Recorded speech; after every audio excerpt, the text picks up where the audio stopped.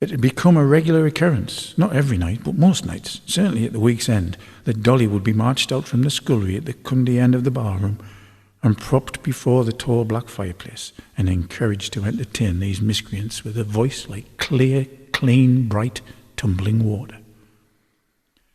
Customers from the long bar and the block room would drift in to listen.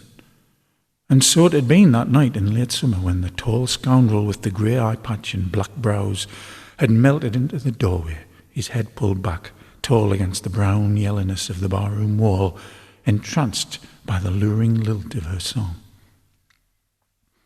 An evening or two after, she had watched him at a card table by the door, as Wool Muggy laughed too loud and too close upon his knee, forever whispering, often grasping his arm, and just as often being ignored.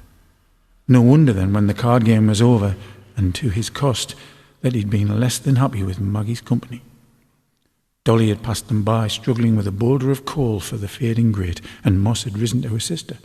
He'd smiled and spoken at her, words she didn't catch, but plainly quoted in fondness. She thanked him and felt him standing behind her as she pushed a jagged roundie into the embers and stoked them about it to encourage a new flame. "Moss!" Wool Maggie had shouted. "I was going dry over here, mind." He ignored her. Dolly had looked across at Maggie, then up at him. "Will you sing tonight?" he'd said softly. She felt a trembling in her body, somewhere, everywhere. "No, not tonight. It's a bit late now. Not many in. Nobody asked me." "If I ask you, would you go and sing for me?" She smiled at his awkward use of words. "Get away, man," she laughed. "It's far over late. They'll be locking up presently." "Then somewhere else. I'd like it, to hear you sing tonight." She stared at him. She searched blindly for an answer within herself. "Bobby Shafter went to sea, silver buckles on his knee. Diddly, diddly, diddly dee, bonny Bobby Shafter." Barely a step or two away from them, Wool Maggie leaned into the rough table and sang coarsely, tunelessly, and ran out of words in an angry, snarling sob of jealousy. Auntie Proud roused himself from a beer-soaked sleep by the door. "Shut your hole, you sloven," he called at her. "You sound like a dock rat getting pitchforked." Maggie cursed at him in fine style and leaned across to summon up a follow-up spit of contempt in his direction. "Oh, you!" Marley the landlord had heard the oath and banged the base of an empty jar on the surface of the bar. "Cut the lip or get out. You're not in the gutter here. Get back on the street where you belong if you're going to curse like that." "I'm going," Maggie snarled back. She staggered to her feet and pulled a grubby shawl around her in indignation. "Moss," she said, "are you coming? I'm not staying here to be talked at like that." The tall man didn't even turn to look at her. "Oh, yes, you should go," he said. "Maybe I follow later, but you should go, definitely." His eyes were fixed on Dolly, who turned away and stared into the dry ashes. "Dolly," the landlord called at her, "pull that roundie off the fire and save it for the morn, then get away home." But she hadn't gone home that night. She'd woken in the dawn's drizzle, wrapped in Moss's coarse jacket and some old sailcloth, in a doorless skull hut at the entry of Skinny Alley, which, had she been able to read, Dolly would have seen to be named as Love Lane on the faded lettering below the upstairs window of the corner dwelling.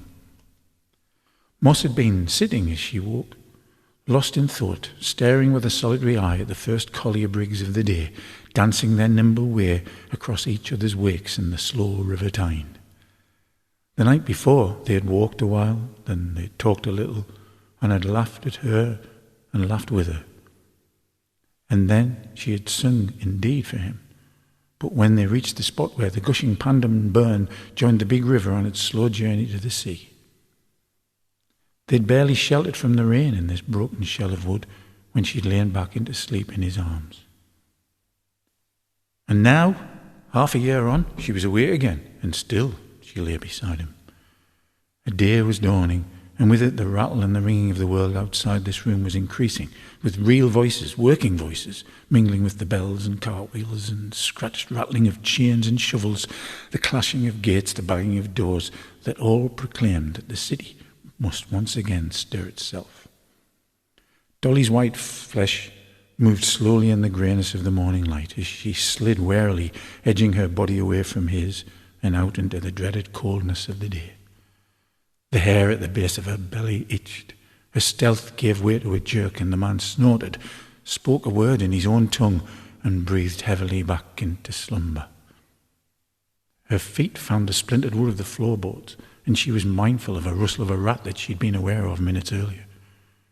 As she reached for the pale mauve shawl on the board beside the bed, his hand stretched out and gripped her bare thigh firmly. "Where are you going, Dolly?" he rasped, his eyes still closed, his head still on the grimy pillow. "I'm going to piss," she whispered. "Sleep on." He moaned and stirred his body into movement, his hairy arm rising from the tan blanket in a groaning arc. "Sun is up," he said in a voice still full of last night's drink. "I gotta go working." "No, it's still early," she said. "Stay there, I'm away to the palings. I'll wake you when I'm back. Sleep on." "What's palings?" he asked. "At the Groat Market," she replied, pulling a shift damp from the dew of the bare room over her head. "The scuff from the leaks and tatties and all that, all the mildew scuffins that they cast out. There's enough to make a broth from it, if you get there early. I won't be long."